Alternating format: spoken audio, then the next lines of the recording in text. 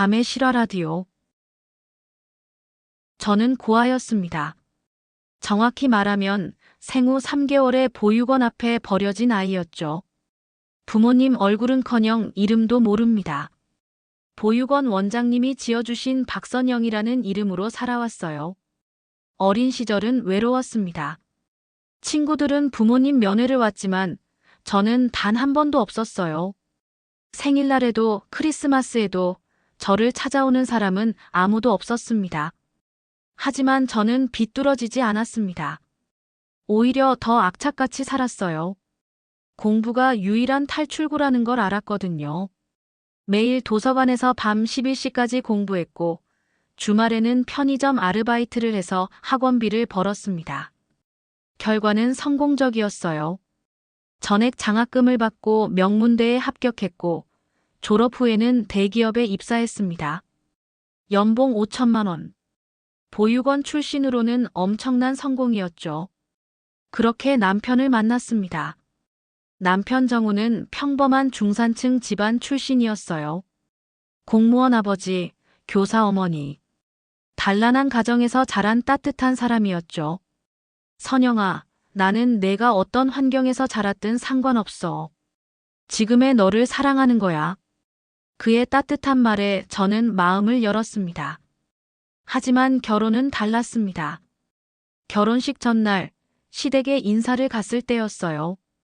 시어머니는 저를 위아래로 훑어보며 차갑게 말했습니다.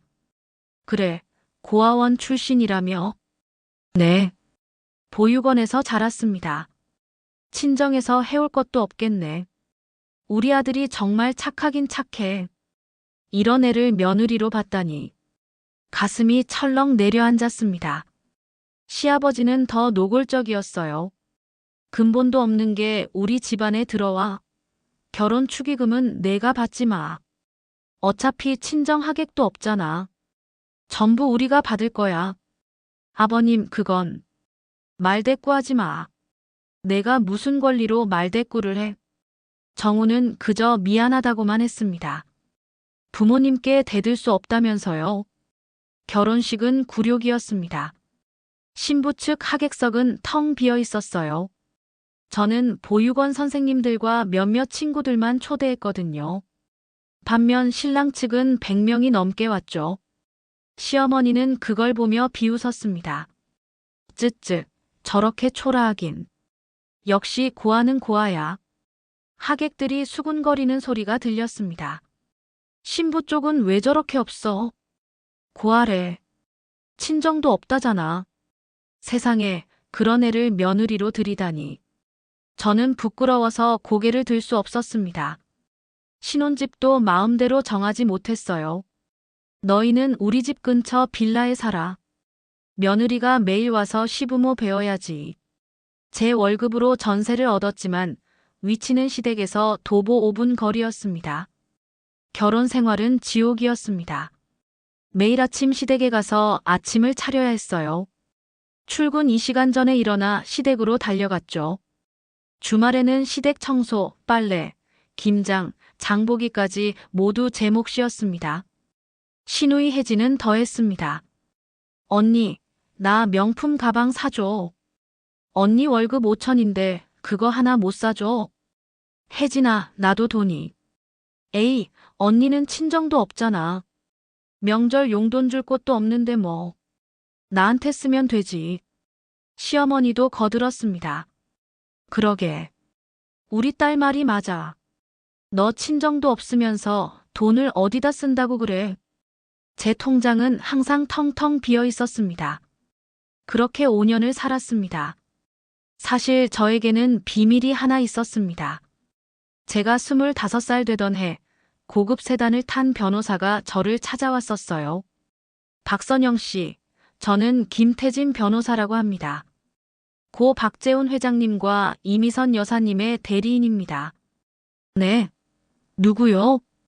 박재훈 회장님은 그룹 창립자이시고 선영 씨의 친부이십니다. 머리가 하얗게 변했습니다. 저는 고아인데요. 선영 씨를 보육원에 맡기셨던 건 사정이 있었습니다. 회장님께서는 당시 암 선고를 받으셨고 사업도 부도 위기였습니다. 부인 이미선 여사님도 중병을 앓고 계셨고요. 변호사는 두툼한 파일을 꺼냈습니다. 두 분은 선영 씨가 건강하게 자라길 바라셨고 안정적인 보육원을 선택하셨습니다. 그리고 매달 익명으로 후원금을 보내셨죠. 그럼 제가 받았던 장학금은? 네, 모두 부모님께서 만드신 재단에서 나온 것입니다. 눈물이 주르륵 흘러내렸습니다. 하지만 두 분께서는 지난달 암투병 끝에 나란히 돌아가셨습니다. 유언으로 선영 씨에게 모든 재산을 상속하셨습니다. 변호사가 내민 서류를 보고 저는 기절할 뻔했습니다. 부동산 150억 원, 주식 50억 원, 현금 30억 원, 합계 230억 원. 이게 다 제 거라고요? 네. 선영 씨는 이제 그룹 최대 주주이시기도 합니다. 하지만 저는 그 사실을 아무에게도 말하지 않았습니다. 남편에게도 시댁에도 철저히 숨겼어요. 이유는 간단했습니다. 저를 박선영이라는 사람으로 사랑해주는 가족을 원했거든요. 돈 때문이 아니라요. 하지만 시댁은 달랐습니다. 5년이 지나도 저는 여전히 고아 출신 며느리, 친정도 없는 것일 뿐이었어요. 결정적인 사건은 시동생 준석이 사고를 쳤을 때였습니다. 준석은 20대 후반의 백수였어요. 매일 PC방에서 게임만 하다가 친구 꼬임에 빠져 주식 투자를 한 겁니다. 비투를 한 거죠. 3억 원을 빌려서 주식에 몽땅 넣었다가 주가 폭락으로 전부 날렸습니다. 빚만 3억 5천이 남았죠. 시어머니가 저를 불렀습니다. 선영아, 우리 준석이 좀 도와줘야겠어. 어머니, 무슨? 3억만 빌려줘. 아니, 준석이 시집간 누나한테 빌리는 게 뭐가 문제야? 그냥 줘. 어머니, 저도 돈이 없어요. 제 전세금이 2억인데. 전세금 빼면 되잖아. 월세로 살던가. 시아버지도 거들었습니다. 우리 아들 빚쟁이 되면 너도 좋을 거 없어. 어서 전세금 빼. 남편 정우마저 제 편을 들지 않았습니다. 여보, 우리 동생인데. 한 번만 도와주자. 내가 평생 잘할게. 그 순간 모든 게 무너졌습니다. 5년 동안 쌓아온 기대, 믿음, 사랑. 모두 환상이었다는 걸 깨달았죠. 이 사람들은 저를 가족으로 본 게 아니었습니다. 그저 이용하기 편한 ATM으로 봤을 뿐이에요. 다음 날 저는 결심했습니다. 이제 진실을 밝힐 때라고. 시댁 식구들을 서울 시내 최고급 호텔 라운지로 초대했습니다. 왜 갑자기 이런 데로 불러? 너 무슨 돈으로? 시어머니가 의아해했지만 호텔의 고급스러운 분위기에 압도되어 일단 따라왔습니다. 라운지에는 이미 제 변호사 3명이 대기하고 있었습니다. 저 사람들은 누구야? 제 변호인단입니다. 저는 차갑게 말하며 자리에 앉았습니다. 변호사 중 한 명이 일어서며 말했습니다. 안녕하십니까? 저희는 법무법인 소속 변호사들입니다. 오늘 이 자리는 박선영 고객님의 신상에 대한 중요한 사실을 알려드리기 위함입니다. 시댁 식구들이 어리둥절한 표정으로 쳐다봤습니다. 변호사가 서류를 펼쳤습니다.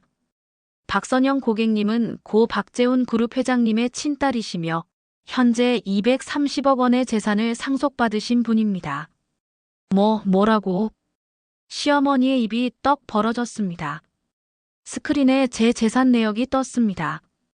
강남 빌딩 3개, 고급 아파트 5채, 그룹 주식 15%, 현금 30억 원. 이게 다 내 거라고? 시아버지가 떨리는 목소리로 물었습니다. 네. 5년 전에 상속받았습니다. 하지만 숨기고 있었죠. 저는 천천히 커피를 한 모금 마셨습니다. 왜 숨겼냐고요? 저를 진짜 가족으로 대해주는 사람들인지 확인하고 싶었거든요. 돈이 아니라 박선영이라는 사람 자체를 사랑해주는 가족을요. 시어머니의 얼굴이 새하얗게 변했습니다. 며느리야, 아니 선영아. 그게 우리가 좀 말이 심했지. 사실은 정말 아꼈어. 거짓말하지 마세요. 저는 손을 들어 제지했습니다. 어머니, 근본도 없는 것, 고아는 고아, 친정도 없는 주제에. 지난 5년간 제게 한 말들 다 녹음했어요. 변호사가 녹음기를 재생했습니다. 시어머니의 목소리가 라운지에 울려 퍼졌죠. 고아 주제에 우리 집안에 들어와서 정말 밥값이나 하는 거야? 친정도 없으면서 돈은 왜 이렇게 안 벌어와? 시어머니는 바닥에 주저앉았습니다. 저는 계속 말을 이어갔습니다. 그리고 시동생 준석 씨 빚 3억 5천. 제가 갚아드리겠습니다. 정말. 준석의 얼굴이 환해졌습니다. 대신 이건 증여가 아니라 대여입니다. 연이자 20%, 원금은 5년 안에 상환하세요. 계약서에 사인하시죠. 변호사가 계약서를 내밀었습니다. 만약 갚지 못하면 시부모님 명의의 아파트와 자동차로 변제받겠습니다. 법적으로 문제 없습니다. 시아버지가 부들부들 떨었지만 결국 사인할 수밖에 없었습니다. 그리고 정우. 저는 남편을 똑바로 쳐다봤습니다. 이혼합니다. 여보. 잘못했어. 내가 정말 잘못했어. 다시 한 번만. 5년 동안 단 한 번도 제 편을 들어주지 않았잖아요. 시댁 식구들이 저를 모욕해도 괴롭혀도 당신은 항상 참아달라고만 했죠. 눈물이 흘러내렸습니다. 저는 당신의 아내였는데 당신에게 저는 그저 시댁을 편하게 해주는 도구였던 것 같아요. 아냐, 나는 정말 너를. 위자료 50억 원 청구합니다. 부부 공동 재산 분할이니까 법적으로 문제 없죠. 변호사가 고개를 끄덕였습니다. 50억? 네. 제 재산 230억의 절반이 115억인데 50억이면 저렴한 거예요. 그리고 정우 씨가 회사 법인카드로 제 생일 선물 사준 것, 횡령에 해당합니다. 고소하면 실형인데 50억 주시면 넘어가죠. 남편은 완전히 무너졌습니다. 마지막으로 시어머니를 봤습니다. 어머니, 제가 후원하는 보육원 아이들 장학재단 이사장 자리 어머니께 드릴게요. 정말 고마워, 선영아. 무보수 자원봉사직입니다. 매주 토요일 오전 9시부터 오후 6시까지 9시간 동안 아이들 돌봄 활동 필수예요. 1회라도 빠지면 계약 위반으로 준석 씨 빚 전액 즉시 변제 조항 들어갑니다. 시어머니의 얼굴이 굳어졌습니다. 그리고 활동 중에는 고아, 친정 없는, 근본 없는 같은 단어 사용 금지.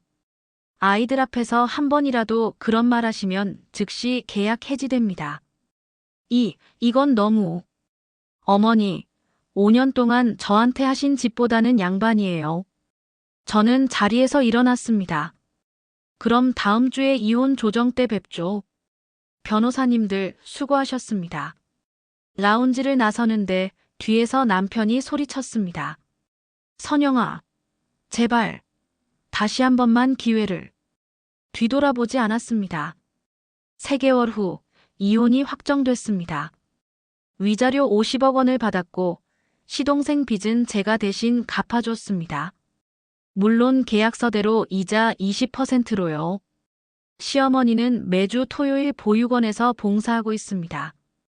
처음에는 마지못해 했지만 요즘은 아이들과 진심으로 교감하는 것 같더군요. 한 번은 제게 문자를 보냈어요. 선영아, 미안했어. 내가 정말 잘못했어. 아이들을 보니까 내가 얼마나 외로웠을지 알 것 같아. 늦었지만 진심으로 사과할게. 저는 답장하지 않았습니다. 지금 저는 자유롭습니다. 230억 재산 중 100억은 보육원 아이들을 위한 장학재단에 기부했어요. 나머지로는 작은 출판사를 차렸습니다. 보육원 출신 아이들의 이야기를 책으로 펴내는 출판사입니다. 화요일 아침, 출판사 사무실 창문을 열며 생각합니다. 저는 더 이상 고아가 아닙니다. 친정 없는 며느리도 아니에요. 저는 박선영. 제 힘으로 서고 제 돈으로 살고 제가 원하는 삶을 사는 당당한 한 명의 인간입니다. 가슴이 뻥 뚫리는 기분입니다. 밤의 실화 라디오